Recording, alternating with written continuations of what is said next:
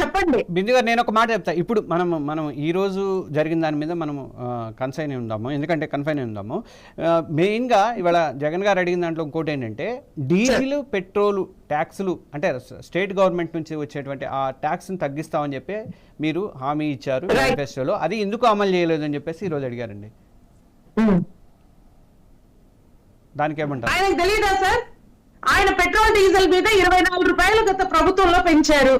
ఎప్పుడు ఆ ఇబ్బంది అయితే రాలే. ఇప్పుడు వార్ వచ్చినట్టు అది ప్రతి స్టేట్ లో పెరిగిందన్న విషయం చిన్న పిల్లోడు కామన్ సెన్స్ ఉన్న ప్రతి ఒక్క చిన్న పిల్లోడికి కూడా తెలుసు. మరి వైసీపీ వాళ్ళకి ఆ కామన్ సెన్స్ ఉందో లేదో నాకు తెలియదు. గత ప్రభుత్వంలో ఎందుకు 24 రూపాయల దాకా పెంచుకుంటూ పోయారు? అంటే ఎంత కొంత భారాన్ని స్టేట్ గవర్నమెంట్ తగ్గిస్తే ఆ బెనిఫిట్ అనేది వస్తుంది కదా అనేది వాళ్ళ ఉద్దేశం అండి. చేసుకుని వెళ్ళాడు జగన్మోహన్ రెడ్డి. వీలైనంతగా ఆయనకు సంబంధించిన అసలు నిజంగా ఒక రాష్ట్రం బాగుపడాలి, నేను రాష్ట్రం కోసం పని చేస్తున్నాను అంటే వీలైనంతగా ఖర్చులు తగ్గించుకోవాలి. ఖర్చులు ఎట్లా తగ్గించుకోవాలి? సంపద సృష్టించాలి. సంపద సృష్టించాలంటే ఏం చేయాలి? పరిశ్రమలు తీసుకురావాలి. పరిశ్రమలు తీసుకొస్తూ నా చుట్టుపక్కల ఉన్న వాళ్ళని జీతాలు తగ్గించేలాగా ఎంతో కొంతమందిని పని చేయించేలాగా చేయాలి. కానీ వీళ్ళేం చేశారు?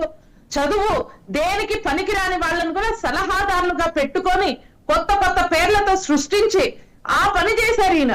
మళ్ళీ రాష్ట్రానికి ఒక మద్య నిషేధం అని చెప్పారు, సరే అది అవ్వట్లేదు.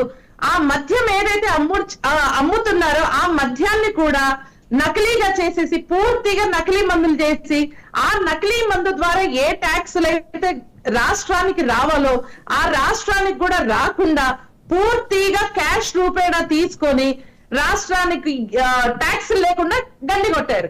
ఇప్పుడు రాష్ట్రం ఏం బాగుపడుతుందండి? ఆయన బిల్డింగ్లు కట్టుకోవడానికి, ఆయన ఇంటికి కంచెలు కట్టుకోవటానికి, ఆయన ఇంటికి ట్యాక్సులు కట్టుకోవటానికి ఒక ముఖ్యమంత్రిగా ఉండి జీతం సున్నా, నేను 1 రూపాయి జీతంతో చేస్తున్నానని చెప్పి ఆ ఇంటికి ట్యాక్సులు కూడా ప్రభుత్వం డబ్బులో నుంచి తీసుకున్నారు.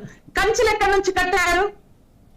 బయటికి వస్తే కాదు సార్, బయటికి వస్తే 10-12 కిలోమీటర్లు కూడా హెలికాప్టర్ వాడారా లేదా? ఎందుకు చెప్పాలి? పరదాలు కట్టుకుంటూ పోయారు.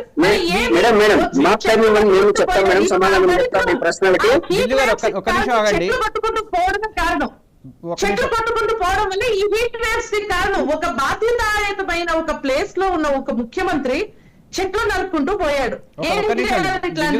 బిందు గారు ఒక్క నిమిషం. ఇప్పుడు మహేష్ గారు, మీ హయాంలో బోల్డ్ అని అప్పులు అయితే అయినాయి. ఒకసారి వాళ్ళు సూపర్ 6 ఇచ్చారు, సూపర్ 7